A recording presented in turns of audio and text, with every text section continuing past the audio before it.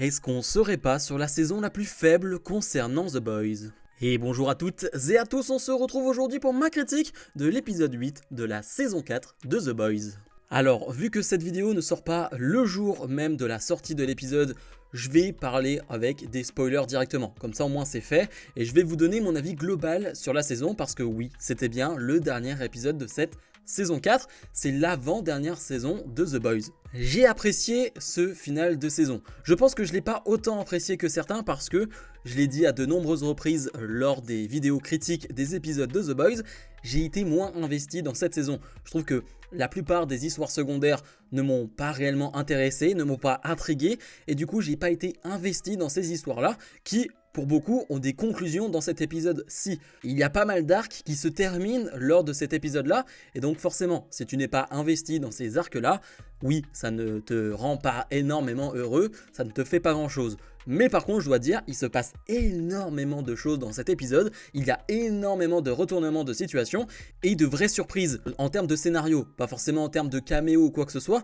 mais je trouve que en termes de scénario, il y a des choses qui sont assez inattendues. Donc, je dois dire que pour un final, c'était quand même bon. Et je pense que si vous avez été investi tout au long de la saison, c'est un final que vous avez dû adorer. Je vais revenir sur quelques scènes et quelques moments clés de l'épisode. Bien sûr, l'une des choses importantes, c'est la polymorphe. Celle qui s'est transformée en Starlight, qui a couché avec Yubi d'ailleurs, et qui est avec depuis maintenant quelques semaines. Et là, on la voit, cette polymorphe va demander en mariage Yui. Alors Yui comprend pas trop sur le coup, mais il va accepter. Il la trouve un peu bizarre, mais ça va, ça a l'air d'aller. Parce qu'on l'a bien vu lors de l'épisode précédent, la vraie Annie, elle, est emprisonnée. D'ailleurs, elle va lui faire un petit coucou et la narguer avec cette bague. Il y a un truc que j'aime bien, j'ai beaucoup reproché le jeu de Erin Moriarty lors de cette saison. J'ai trouvé vraiment pas bonne. Par contre, dans cet épisode, justement, le côté polymorphe et la version Annie, sa version elle-même, tout simplement, eh bien, je trouve qu'il y a un vrai tranchant entre les deux. On voit vraiment la différence et du coup, je trouve qu'elle joue bien. On voit quand c'est la polymorphe, on voit que ce n'est pas réellement elle. Et ça, c'est une vraie touche positive. Autant que j'ai été critique tout au long de la saison, là, je dois dire que j'ai bien aimé. Et même d'ailleurs, en termes d'acting, je trouve que dans cet épisode, les acteurs ont tous été bons. Vraiment, Butcher a été excellent, Homelander comme d'hab, Victoria aussi. Pas grand chose à dire en termes d'acting. Par contre, je suis sans doute le plus gros débile de la Terre. Pour ceux qui ne savent pas, je n'avais aucune idée que la personne qui parlait à Butcher depuis le début, ça a été révélé il y a quelques épisodes, eh bien c'était quelqu'un qui était dans sa tête. Tout le monde le savait, tout le monde y pensait. Moi, j'étais complètement à côté de la plaque. Tout ce qui est révélation de ce genre, je suis horrible. Vraiment, dès qu'il faut réfléchir 2 secondes, je suis immonde. Et bien là, c'est un peu la même chose. J'avais absolument pas compris le plan avec la polymorphe. Le plan avec la polymorphe, c'est de se retrouver dans le QG pour aller tuer Singer. Et oui, il y a l'élection, etc., où il y a Victoria qui est présente aussi. C'est même l'enjeu de l'épisode, cette élection. Et donc forcément, elle va se retrouver dans le QG. Et moi, j'avais complètement oublié, ou pas du tout ça dans ma tête, que le plan était de mettre la polymorphe dans le QG pour pouvoir tuer Singer. Et elle y arrive presque. Presque, parce qu'à un moment donné, Yui va quand même se rendre compte que ce n'est pas elle. Il va se rendre compte qu'elle dit des choses que Stella ne dit pas d'habitude. Et donc, ça va partir en cacahuète, etc.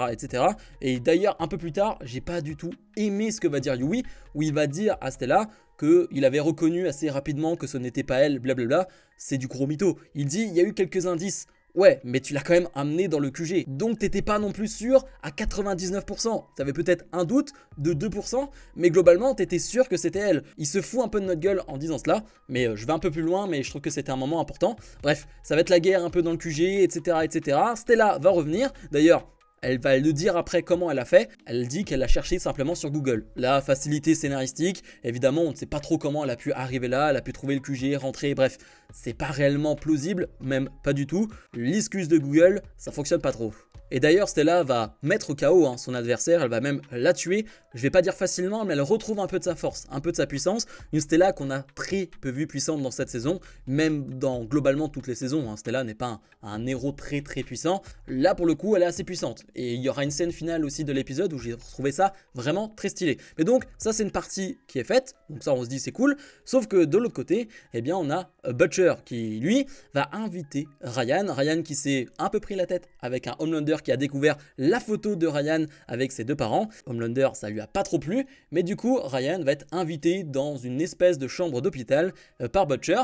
On sent un Butcher affaibli, un Butcher qui est peut-être à la fin de sa vie, mais pas réellement. Pas réellement, et on va avoir Mallory aussi qui est présente. Et là, Mallory vraiment fait n'importe quoi. Parce qu'on voit que Ryan est troublé, on voit que Ryan est perturbé, et ce que lui demande Butcher, c'est-à-dire de rester là, de tuer Homelander, évidemment, c'est pas quelque chose dont il a envie. Et ils vont lui révéler plusieurs choses. Ils vont lui révéler qu'Homelander a bien violé sa mère. Mais la manière dont c'est fait, le coup de pression de Mallory, c'est vraiment pas hyper malin. Sachant que Mallory, en plus, elle a élevé pendant des années Ryan, tu peux t'attendre à un peu plus de tact de sa part. Pas du tout. Vraiment, elle le dit très frontalement et vraiment, elle est un peu bête dans cette scène, je trouve. Par contre, c'est pas pour autant qu'il faut trouver des excuses à Ryan qui va tuer Mallory, qui va s'en aller et qui va tuer Mallory. Pour le coup, Ryan, je sais pas s'il est récupérable ou non, mais j'ai quand même beaucoup moins d'empathie après cet épisode. Parce que je veux bien que tu sois en colère et qu'on te dise « il faut tuer ton père, il faut tuer Homelander », c'est compliqué. Mais de là à tuer Mallory qui t'a élevé pendant des années et le faire de cette manière-là et montrer cette colère-là, je suis pas trop pour. Donc clairement, je peux pas soutenir Ryan dans les prochains épisodes de la prochaine saison. Clairement, je serai pas derrière lui. D'un côté, on a les Seven qui font une chasse à tous ceux qui ont des informations contre les Seven dans Vought. Et d'ailleurs, il y a une relation très particulière entre Homelander et Firecracker, parce que Firecracker, elle est malade. Elle est malade pourquoi? Eh bien, dû aux médicaments qu'elle prend pour faire du lait à Homelander. Et on le voit tout heureux, dès qu'il boit du lait, dès qu'elle lui donne du lait, il est vraiment très heureux. Sauf que les à côté, le fait qu'elle tousse, qu'elle soit malade, eh bien, il la repousse totalement. Et clairement, Firecracker, elle va péter un plomb à un moment donné, ou peut-être même Homelander, il va peut-être la tuer, je ne sais pas. Mais voilà, c'est une relation très particulière. Firecracker est prêt à tout pour lui, sauf que Homelander, vraiment, c'est le pire être humain sur Terre. Il veut du lait, mais en même temps, bien, il n'aime pas trop le fait qu'elle soit malade et il la déteste à ce moment-là. Bref, c'est Homelander. Dans cette liste, il y a Ashley qui va être présente. Ashley va entendre ça, et Ashley, elle va prendre une décision. Elle va s'injecter du composé V, et on voit une Ashley qui d'ailleurs a une perruque, ça on s'en doutait, parce qu'elle perdait ses cheveux depuis déjà pas mal de saisons avec tout le stress qu'elle accumule, et on voit une Ashley qui va se transformer. Alors on sait pas trop comment, on sait pas trop quels seront ses pouvoirs, mais ça aussi, ça va être intéressant en saison 5 de voir de quelle manière elle va être décrite, quels seront ses pouvoirs et comment elle va s'en servir, ça pourrait être cool. Retournons du côté des Boys, parce que les Boys vont se réunir après s'être échappés du QG, et surtout Butcher va être là, et surtout les Boys sont avec qui? Avec Victoria et sa fille. Parce qu'en gros, Victoria en a marre parce que Homelander a révélé devant le monde entier lors d'une interview que Victoria était bien une super. Et donc du coup, Victoria en a ras le cul de tout ça, elle en peut plus, il y a beaucoup de stress elle aussi, et elle veut protéger sa fille. Du coup, elle veut une espèce d'accord avec Yui. Et donc Yui est d'accord avec ça, il arrive à mettre d'accord tout le monde dans les Boys, presque tout le monde, parce que Butcher va venir, et Butcher là tu le vois beaucoup plus en forme, et t'as l'impression que lorsqu'il laisse finalement cette humeur prendre le dessus, eh bien il se sent mieux. Alors dans le long terme, j'imagine qu'il va mourir, mais à court terme, il se sent beaucoup mieux. Tu vois un visage qui est beaucoup moins marqué, qui est beaucoup moins malade, et là le pire va arriver, parce que Butcher va laisser sa rage sortir et va tuer et va vraiment découper en deux Victoria. Je me posais une question juste en termes d'échelle des pouvoirs. Est-ce que c'est logique que Butcher arrive à tuer aussi facilement Victoria? Moi ça me paraît un poil bizarre. Je trouve ça un peu trop facile de la part de Butcher de tuer quelqu'un d'expérimenté comme Victoria, qui est décrite comme l'une des plus puissantes derrière Homelander, ce qui n'est pas rien.